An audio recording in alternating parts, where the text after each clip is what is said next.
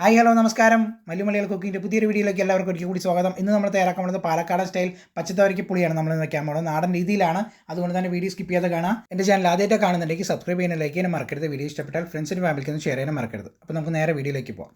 നമ്മുടെ തോരയെല്ലാം ഞാൻ ഇവിടെ ക്ലീനാക്കി കഴുകി വെച്ചിട്ടുണ്ട്.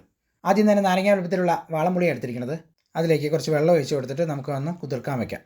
ഇതിനായി ഞാനൊരു മൺചട്ടി എടുത്തിരിക്കുന്നത്. നിങ്ങളുടെ ഏതാ പാത്രം എന്ന് വെച്ചാൽ അതെടുക്കാവുന്നതാണ്. ഇതിലേക്ക് ക്ലീൻ ചെയ്ത് വെച്ച പച്ചത്തവരയ്ക്ക അതിട്ട് കൊടുക്കാം. പിന്നെ ഒരു വലിയൊരു തക്കാളി സ്ലൈസായി കട്ട് ചെയ്ത് അതൊന്ന് ഇട്ട് കൊടുക്കാം. പിന്നെ 3 പച്ചമുളക് നടുവേ കീറിയത് അതിട്ട് കൊടുക്കുന്നുണ്ട്. ഇനി 1/2 ടീസ്പൂൺ മഞ്ഞൾപ്പൊടി, 1.5 ടീസ്പൂൺ മുളക് പൊടിയാണ് അതിട്ട് കൊടുക്കുന്നുണ്ട്. പിന്നെ 2 ടേബിൾ സ്പൂൺ മല്ലിപ്പൊടിയാണ് അതിട്ട് കൊടുക്കാം.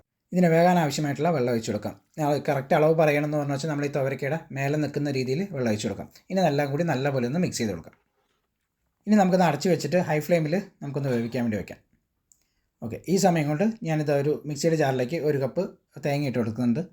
ഇതിലേക്ക് ഒരു 4 ചെറിയ ഉള്ളിയാണ് അതിട്ട് കൊടുക്കുന്നുണ്ട്. പിന്നെ ഒരു 1/2 ടീസ്പൂൺ ജീരകം, ചെറിയ ജീരകമാണ്.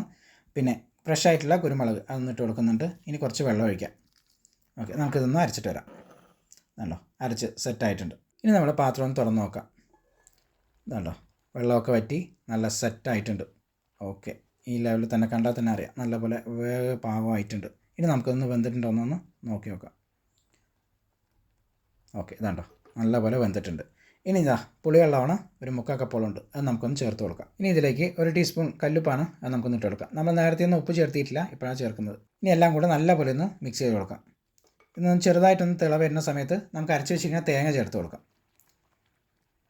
ഇനി മിക്സി കഴുകിയ കുറച്ച് വെള്ളവും കൂടി നമുക്കൊന്ന് ചേർത്ത് കൊടുക്കാം. വീണ്ടും നമുക്ക് നല്ല രീതിയിലൊന്ന് ഇളക്കി കൊടുക്കാം.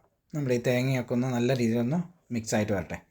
ഓക്കെ, കണ്ടോ നല്ലപോലെ കുറുകി സെറ്റായിട്ട് വന്നിട്ടുണ്ട്. ഇനി നമുക്കൊന്ന് ഉപ്പൊന്ന് നോക്കി നോക്കാം. കുറച്ച് കുറവുണ്ട്. ഞാനൊരു 1/4 ടീസ്പൂൺ ഉപ്പിട്ട് കൊടുക്കുന്നുണ്ട്, കല്ലുപ്പാണ്.